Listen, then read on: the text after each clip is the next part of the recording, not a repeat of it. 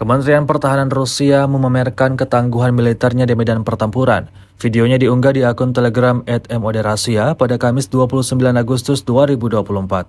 Dalam video tersebut, memperlihatkan bagaimana ganasnya militer Rusia menyerang dengan menggunakan meriam self-propelled 2S7 Pion 203 mm.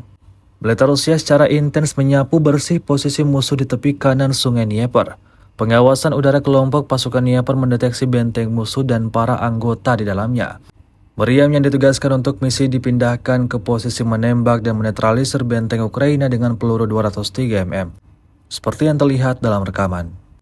Tak habis sampai di situ, di tempat yang berbeda, militer Rusia juga turut mengoperasikan sistem Samstrela 10 secara efektif dalam melawan semua jenis UAV Ukraina di arah Donetsk Selatan.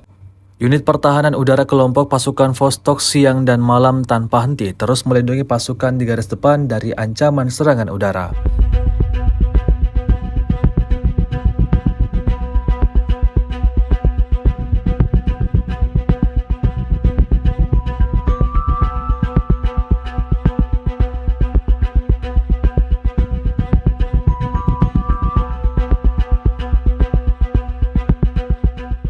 Download Tribun X sekarang, menghadirkan lokal menjadi Indonesia.